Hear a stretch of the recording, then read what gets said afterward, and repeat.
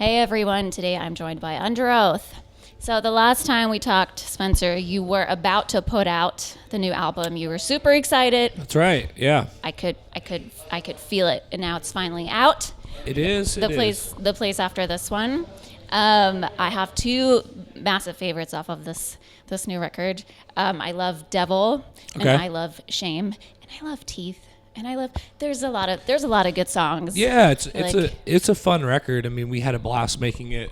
I think it was a great representation of where we were when we made it. But to me, it already feels like such a long time ago. Yes. Even though this is our first time back over here since it came out. With every album we make, we learn so much about ourselves and about what we like and what we enjoy. And I do think we get better on every record, but then like with every record, there's stuff that sticks out to me. I'm like, oh, I got to remember we shouldn't do it that way, or we shouldn't do this way. It's like, I always feel like with every record, I don't ever take away like, yeah, that's the answer. I always take away every record from Chasing Safety forward. Like, that's not do that. Let's not do that. Let's not do that. So, really? Yeah. I think we're always kind of learning, like, Underoath is a quote unquote heavy band, but there's so much to like figure out still, I think. Is there something specific that pops into your mind now when you think of the record, or if you hear or perform the record, that you're like, that's something I would have changed? I don't think I'd change any of them, because I think it's just what you're doing with making a record is you're capturing who you are at that particular time. Yes. Like, and where this band was, what we were going through, what the last couple years of our journey, or even if you're unpacking something mentally that happened to you 10 years before, but now's the time to talk about it or figure it out or work through something within our friendships as a band, or where we are in the state of, society and a culture or whatever. Right. Like, there's so much different shit happening. So as much as I'm like, man, Chasing Safety sounds like a bunch of little boys and I can't stand the way my voice sounds, still I wouldn't go back in time and change it, because I think that would be, that's where we were, so yeah. I just try to take every album, and because the thing with making music, I make music all the time that has nothing to do with Underoath. I write for other people, I write with other people, I make solo music, I make music that no one will ever hear, but I don't really learn anything until I get out and play it. Even when I have a solo project called Slow Tide. It's very opposite of Underoath. It's like kind of indie, surfy, pop rock, and I made it not to play it live. I was making it in my bedroom, and then I did a tour of it a year or so after, most of the songs had come out. And it wasn't until I got on stage with it, and I was like, oh, I would really do this so much differently. Because when you're in the studio, especially for something like that, creating I played every instrument on it, you don't get to really feel what it's like. I grew up in the era of garage bands, and you learned how to play together, you learned how to play live, you learned how to be on stage before you could even afford to make a demo, let alone a record. And nowadays, it is a great, it's a double-edged sword. There's, pros and cons of the fact that anyone can make a record in your bedroom or in your little homemade studio, and you can make things sound good. There's tools available for artists all over, which is great. But it also takes away an element that I miss, is the like the playing in a room together, right. And it seems like kind of a waste of time now if you ask a lot of people, but to me it's not, because I think there's something that's the DNA of what a band is. And granted, when I made a solo record, it's not a band, but when I play it live, it's a band. So I wanted to start, implying that with Underoath some more. And also, even when I make my solo music, I'm like, I'm already making songs, and I want to so I have a band that I play with live. Like, I'm going to, get in a room with them and jam it out a few times before it makes the record, because it kind of changes the way it feels, because I make music because I love to play it. So if it doesn't feel good playing it, I don't know if I want to play it, Yeah. So, and some songs get created in the studio, which is fine, but I do think something gets missed if you're not sitting in a circle, like, what are you doing? What are you playing? Like in arguing over a riff or a moment or whatever, and ironing it out in the room to see how it feels when it's fucking loud and everyone's playing together. I think there's that's something that is important to me. So yeah, that's the fun thing about music is every person that you create it with, you can learn something, whether you've been doing it 10 times longer or they've been doing it 10 times longer. It doesn't really matter because there's no correct answer. There's just a finish line. And if you go left and I go right, but we meet in the center, you can always learn something from somebody. So I do like collaborating with different people and, making songs with different artists and just like, oh, interesting. I wouldn't have done it that way. Yeah. And you can kind of put it in your arsenal of how you create. So yeah, absolutely. And you just mentioned there's something that you mentioned earlier. Let me see if I can tie it all together. You mentioned in previous interviews that just the headspace that you were at this time around for writing for this album was very different, and the writing process was very different because all the previous records you were kind of like in the thick of the storm or like in the midst of the storm. Now you have a more reflective kind of view on things. And you just mentioned being all the different things that influence that, and I thought it was interesting that now you feel so much calmer as a person and as a songwriter, or just you have that clarity, but the state of the world has gotten so fucking crazy. Yeah, it is. So how do you feel that goes together and how you manage to have this clarity now? Especially in our country, I think people are more divided than ever and things are crazier than ever. And, we typically try to write songs more about personal struggles than worldly struggles. Yeah. That's the thing, is where Underoath's place has always been in songwriting. But it is there's a lot of outside influence, and I think the scary thing is the more that AI and algorithms paint into the picture, the more that people do get divided, because if you're on this side or that side, whatever you're reading, you're getting fed more and more and more, and this side's getting fed more and more and more of that, and that side's getting fed more and more of this. And bro, that, and everyone thinks they're right because of what they're seeing, and if you, it does create a crazy world right now that I think will have to come to a head at some point. And I was actually reading a really interesting fact the other day, is that social media and all that was at its peak in 2022, and it's actually started to decline. And I'm hoping with the rise in AI and all this technology that kind of people will start to find themselves craving more human interaction and less digital. If Instagram and TikTok is flooded with videos you can't tell are real or fake, and music starts to become, an AI will eventually become better. A computer will be smarter than a human. At some point, the formulaic, hit song, quote unquote, will be impossible to.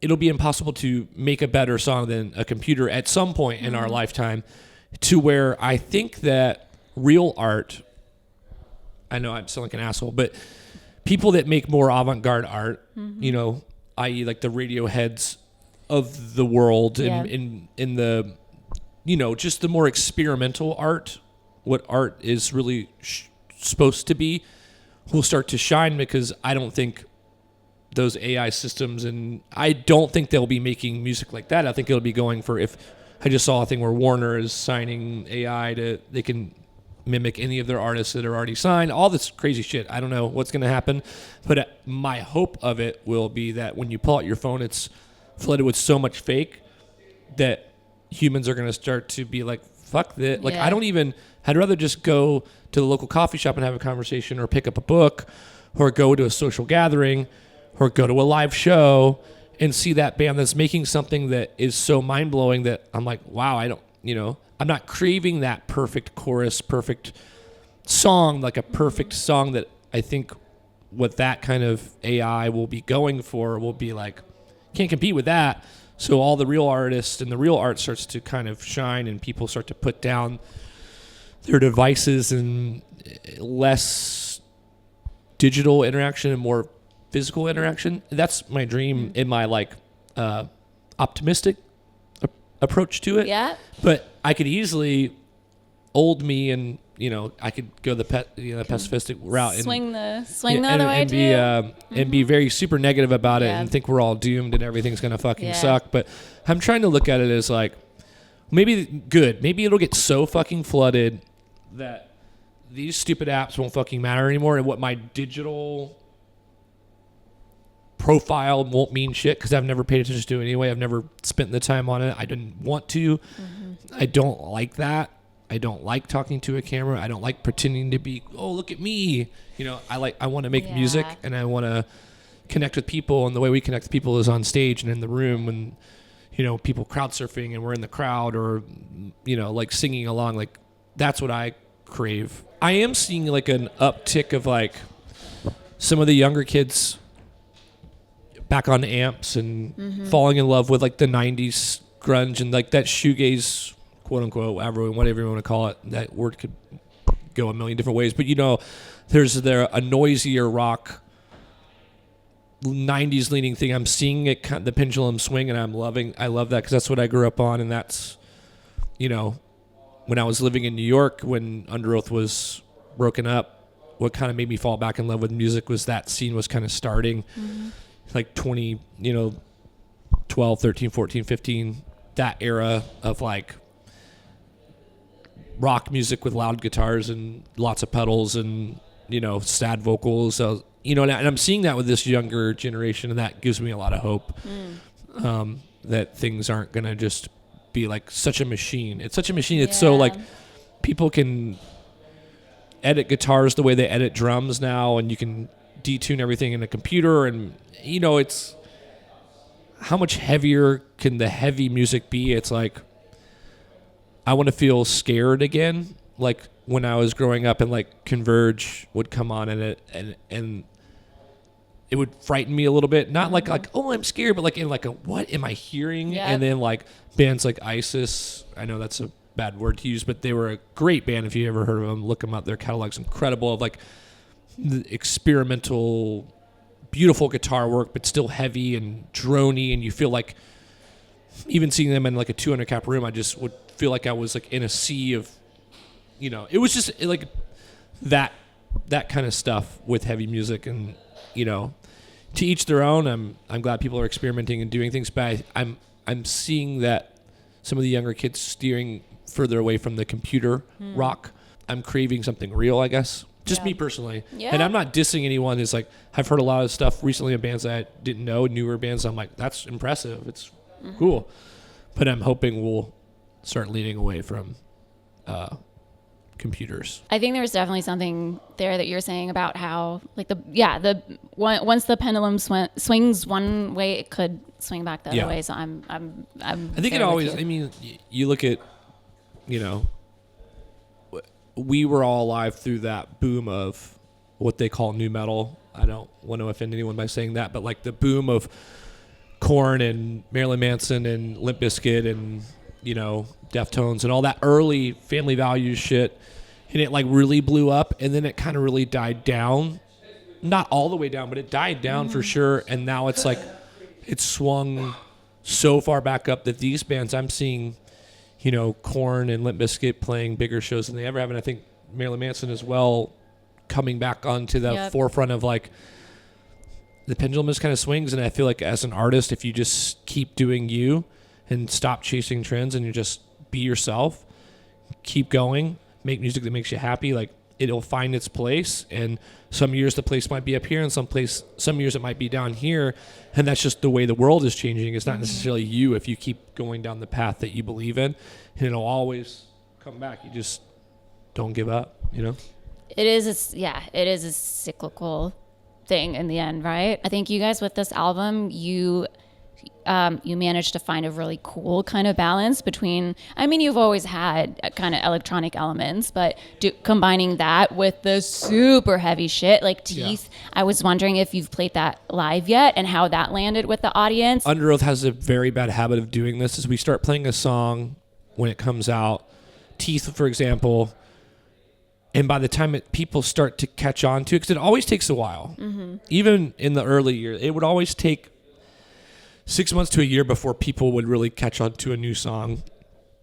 And then like I feel like right around the time Teeth started to like people were like, oh yeah, I like this song, or I know this song, we switched it out for something else. No, because we were having so many songs coming out, we were just excited to play them all and try them all out. And unfortunately when you have a catalog this big and only so much time, you have to kind of switch them in and out. Yep. You know, you don't want to be that band that shows up just plays new shit. So I think we've had a bad habit of doing that, and we've always done that. Like now, like just now, and you'll see it tonight, like All the Love Is Gone, which was one of the singles, is just now to a point where like people like, yes, the song, and they light up when we play it, and it's starting to like register to people as one of the highlights in the set.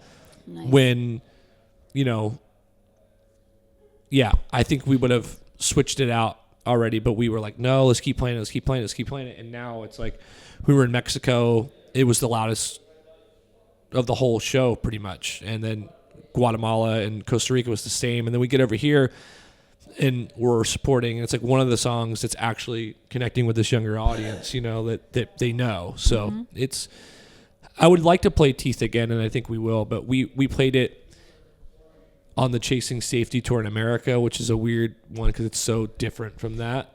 A couple more questions on the new record with regarding songwriting and collaborating, because I think you, for the first time, everyone actually collaborated lyrically. Yep. Mm-hmm. Is there a specific example that you can point out where somebody contributed lyrically that doesn't usually contribute? I think Tim contributed a little bit more. I don't think anyone else did, but they were in the room, which created it easier to talk about. And in hindsight, I see both sides of the coin. Normally me and Aaron write alone together. And I don't want anyone to feel left out or like they're not a part of something, but at the same time, it's like the way I explain lyric writing sometimes is to get the good shit. It's like therapy. So if you're on let's say you're with your therapist and you're talking about some serious shit, and it's stuff that you could maybe talk to your best friend or your wife or husband about for sure. But like, I think if they enter the room, let's say you're one-on-one with your therapist and then your wife sits down, I think the way you talk would change a little bit. No matter how much you love your wife and how much you guys talk about, I think it just changes just because there's another person in the room. Now enter your best friend, sits down too. And now you're like, you start thinking about what you're saying some more, and then you add two more friends. I don't think it's necessarily censorship, but I do think it changes the way that you would speak or talk. That makes sense. sense. I think when me and Aaron work on vocals, we're each other's therapists in that way. We've been best friends since we were teenagers, and like we can literally sit down and tell each other anything. Yep. He could be like, I robbed a bank last night, I need your help. Obviously that would never happen, but you know what I mean? Like that kind never of say never. And no questions asked. And the band is closer than ever, but I just think the more you add to it, I just try to say, picture being in therapy. What that feels like. It's not going to make you necessarily censor yourself, but maybe it would just change the way that you talk about things. I think there's benefits to both. I think there's benefits to having everyone be able to voice their opinion, but I definitely think there's benefit to one or one-on-one because you can get a lot deeper. It's not the loudest guy in the room or the most open guy talking about himself. It's more like, I think the real like soul-crushing lyrics come from those moments of me personally. If I look back at our catalog, 100%. And I don't think that's a diss to anyone. I think it could be, one-on-one with anyone. But I think the more people you add in the room, much like therapy, the more it's going to get safer and more watered down. I was going to have you clarify something that I read or tried to research and tried to find out. Is there an intentional cross-reference between Teeth and Numb off of Voyeurist and Spinning in Place? No. Okay. Take that, genius, or whatever, however, wherever I got the credits or something. I saw those Reddit rabbit holes of people going, trying to figure, putting the clues together. Okay. I could say keep digging. Obviously it's like a lot of times we're writing from a similar scenario because those scenarios don't go away overnight. But there wasn't an intentional move to link anything. The last time I did that was disambiguation when I was doing in division, in completion. And there was something else in there that I linked to Define the Great Line. I can't help you out here. I'm sorry. Yeah, but I don't with this Wish I with the place known. after this one that's keep digging. Yeah. Ooh, there's a task. Okay, for all y'all out there. Okay, you got married this year. I did. Not long ago. Yeah. I mean, congratulations. Thank you. This is a good year. This is a good year for you. Huh? Yeah. You said, and the story is quite romantic. I've got to say that, quite heartwarming, and you really refer to your wife as your soulmate. Yeah, she's the fucking best. Yeah. Yeah, that is unbelievable. I'm really happy that you found each other. Same. Yeah. And you said the key to finding that type of love was to love yourself, which correct. It's kind of common knowledge, like like you can only love someone else if you love yourself first, blah, blah, blah. But it's true. It is. And I was going to ask you, because I know that there is a lot of people struggling with, mental health and accepting oneself. Is there a concrete sort of thing that you can, I know you don't like giving advice to other people like, hey, do this, but something that you did that helped you kind of take that first step towards self-love, because I know that there's people that it's kind of unfathomable to even, I think change that relationship to themselves. I was in a lot of toxic scenarios that I was realizing that I was toxic myself. And you attract toxic energy when you are also toxic. Even though I was inwardly toxic, I was very abusive to myself, not outwardly so much, but I think toxic energy kind of bleeds over, no matter which way you slice it, And I would get myself in these scenarios like, why are these people so shitty, treat me so bad, like awful. And it would be so bad that I'd have to be like, I was a drug addict and I drank a lot and I partied a lot. Now, to the point where the energies that I was around in multiple different times in life that where I would like, that when I would get out of it, it would make me want to be like, okay, I need to be better than that, and seeing that kind of energy. At some point it started with like,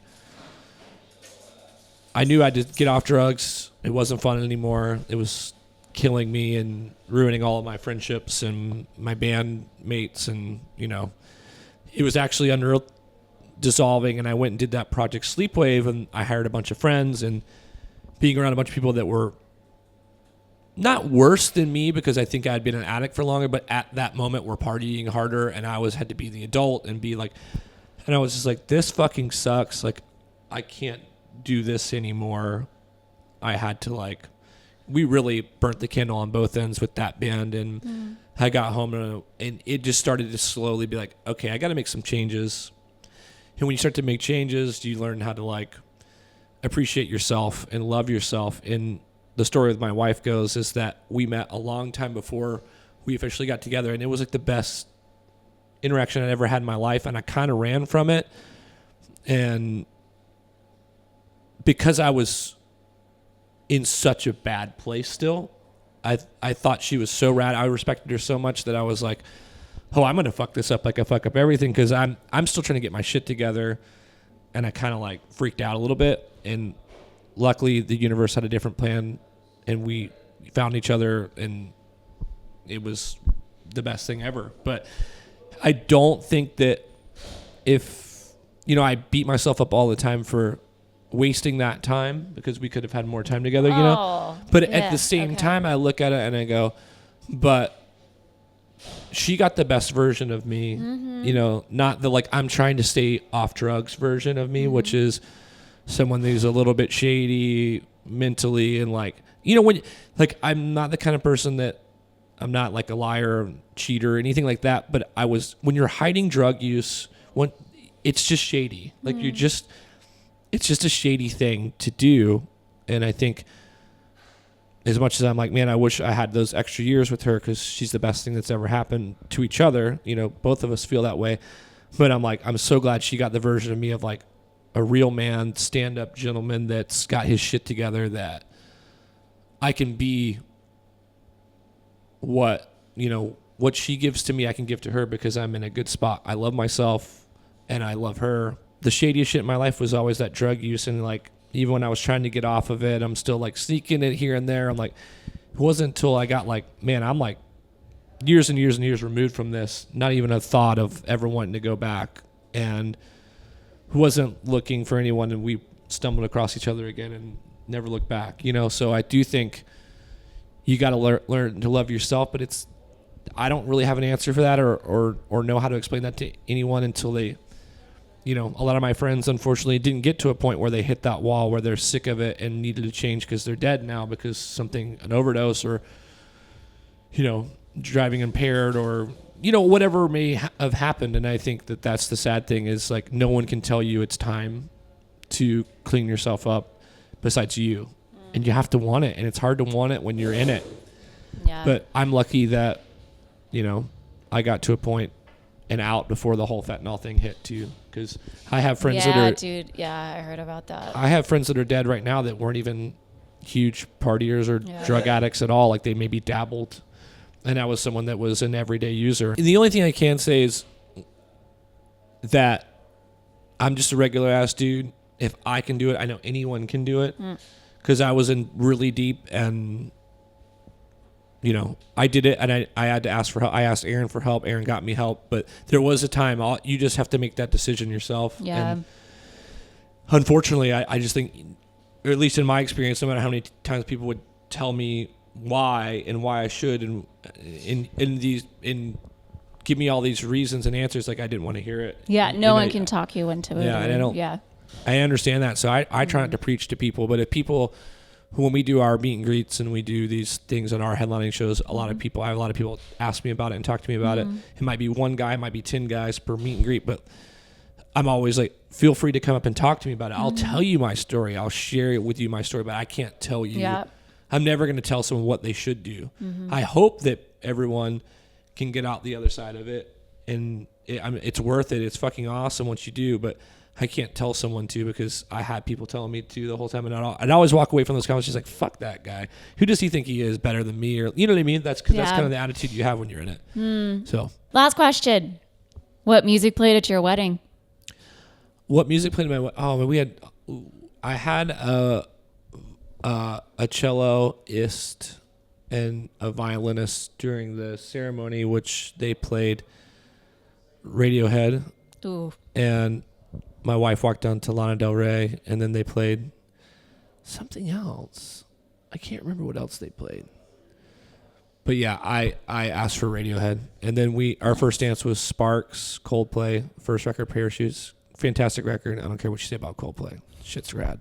And then my friend Rob DJ'd the rest, and he's got a very eclectic taste, and I couldn't tell you what was on that playlist. It was great music and a great time, but your wedding goes by so fast. You're talking to everyone, and like you still don't get a chance to talk to everyone for more than 30 seconds, and then all of a sudden it's over, and you're like, what? So if you were to ask me what other music played, I would be like, you'd have to kill me. I couldn't tell you. Solid blur. Yeah. On that note, thank you so much for taking the time. Have an awesome show tonight. Oh, yeah. I'll be there shooting. And yeah, then it's home time and Christmas time for you to decompress, have a chill. Yeah. Cool. Okay. Thanks. Awesome. Spencer. Thanks for having me. Thanks for watching.